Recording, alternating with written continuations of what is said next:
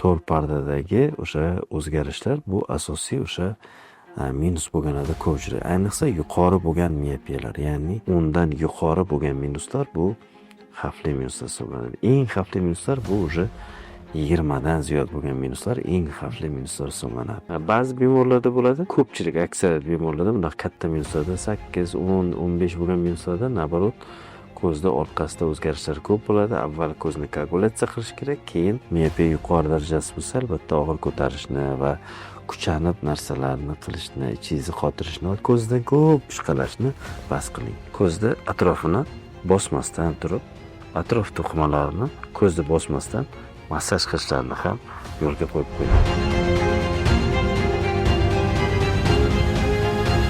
Qanaqa minuslar ko'zga xavfli? Bu ko'pchilik so'raydi bizdan. Necha minus bo'lsa bu xavfli, necha minus bo'lsa bu xavfsiz bu. Avvalo ko'zni minusiga emas, ko'zni to'r parda degan qismi bor, ya'ni siychatka deydi. O'sha qismiga bog'liq bu.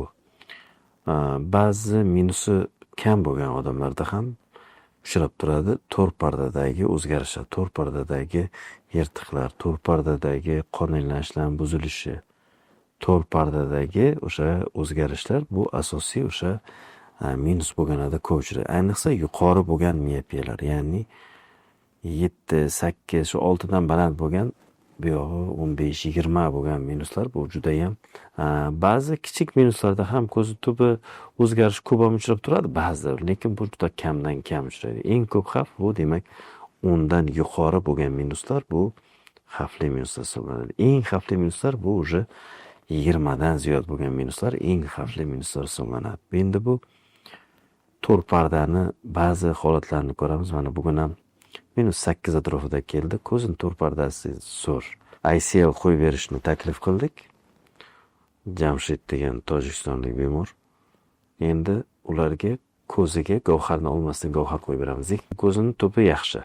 Ko'zining tubini bir nechta retinol bilan ko'rishdi va o'zi bemalol ICL qo'yib bemalol yura oladi. Hech qanaqangi to'r parda tikish, lazer koagulyatsiya qilishga hojat yo'qligini aytdik. Ba'zi bemorlarda bo'ladi.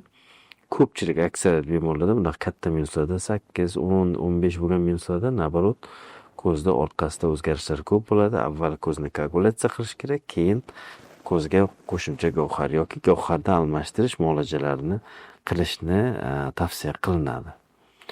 O'zi ko'z to'r pardasi yuqori minuslarda yupqalashib ketgan bo'ladi.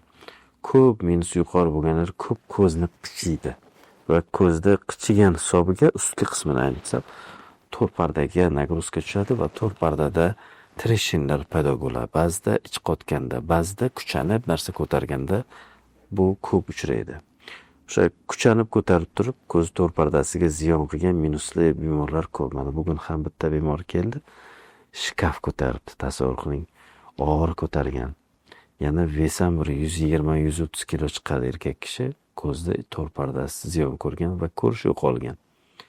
Endi ularni to'r pardasini vitreoretinalniy jarrohlik deyiladi. Ko'zda tubida qilinadigan operatsiyalar bor. Shunaqasi qilib ko'z saqlab qolishga harakat qiladi. Agar buni vaqtida harakat qilinmasa, ko'z puchayib qolib, ko'zdagi o'sha subatrofiya deydi, ko'z olmashini kichkinalashib, ko'z olib tashlashgacha ham borishi mumkin. O'shaning uchun azizlar, agar sizda ham ko'zingizda miopiya yuqori darajasi bo'lsa, albatta og'ir ko'tarishni va kuchanib narsalarni qilishni, ichingizni qotirishni va ko'zdan ko'p ishqalashni bas qiling. Qichsa ham joyini qiching, og'ir ko'tarmang, ichingizni ko'p qotirmang. O'sha narsa qilib turib ko'zingizni asraysiz. Hamda o'sha kompyuterda ishlashlarda, telefonda ishlashlarda boshqalarga nisbatan dam olib kamroq ishlating. Chunki bu albatta sizda to'r pardangiz holatini buzilishini oldini olasiz shu bilan birga. Undan tashqari demak ko'z uchun vitaminlar, ya'ni tarkibida lutein bo'lgan, tarkibida zeaksantin bo'lgan. Bu ishni omega 3, vitamin 3lar, vitamin D3lar, o'sha omega saqlaydigan vitaminlardan ichib tanovul qilib turing. Minus yuqori bo'lgan holatlarda to'r pardani holatini ko'rsatib yuring.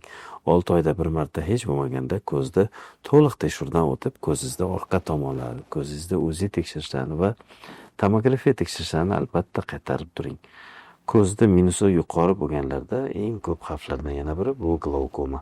Yuqori darajali miopiyalar bu glaukoma kasalligi bilan yonma-yon yuradi.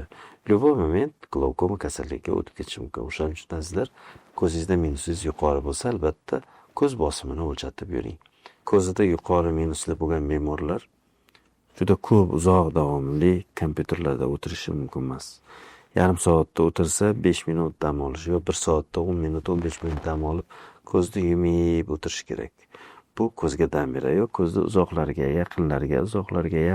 qarab turib ko'zni mashq qildirishga yoki tennis o'ynashga, raketka sharik bilan tennis o'ynashga yoki uzoq yaqin qilib turib ko'zda o'sha mashq qilish kerak. Undan tashqari ko'zda yuqori bo'lgan minuslarda ko'zda atrofini bosmasdan turib, atrof to'qimalarini ko'zni bosmasdan massaj qilishlarini ham yo'lga qo'yib qo'ying. Ko'zni ichki tomonini qishisangiz bo'ladi. Ustidan ko'p ezmang, chunki buni qayta-qayta aytamiz. Ko'pchiliklarda o'sha narsa astigmatizmlarning ko'payishiga, keratokonuslar bo'lishiga va undan eng yomoni o'sha to'rparda ko'chishib, assoki sichatki, ya'ni ko'z to'rparda ko'chib ketishiga olib kelishi mumkin. Yuqori darajali miopiyalarda gavharni almashtirish ham bu xavfli hisoblanadi. Agarki katarakta ko'zingizda bo'lmasa, gavharni yosh paytingizda almashtirib qo'ymang. Chunki o'ziz gavharingiz ketgandan keyin ko'zda akkomodatsiya, ya'ni uzoq yaqinda ko'radigan qism buziladi va ko'zdagi predmetlarni, yaqinlarni o'rta masofalarga qiynalib qoladi. Va trifokalniy, bifokalniy hushtaklarda bu muammo ancha kam uchraydi, lekin обычный monofokal gavhar qo'ygan odamlar ular diskomfort sezadi. Yosh katta bo'lganlar sezmaydi, lekin yosh kichkina bo'lganlar albatta sezadi. O'qishga alohida, ichki uzoqqa alohida qilib turib, keyin ko'zoynaklardan foydalanishiga to'g'ri keladi. Uni o'rniga gavharni olmasdan qo'shimcha gavhar qo'yish muolajasi bor, ICL implantatsiya. Ya'ni bunda o'zingizning gavhar saqlab qolinadi va bu gavhar to o'zingizning gavharingiz xiralashguncha va ya'ni keksalik kataraktasi paydo bo'lguncha siz ko'zoynaklarsiz bemalol, linzalarsiz bemalol yashay olasiz. Shunaqangi qiziq ma'lumotlar sizga kerakli bo'lsa, albatta obuna bo'ling va kommentariyalarda albatta yozib ketishni unutmang. Savollaringiz bo'lsa, biz keyingi podkastlarda, keyingi uchrashuvlarda sizga albatta aytib o'tishga harakat qilamiz. Sog' bo'ling, salomat bo'ling.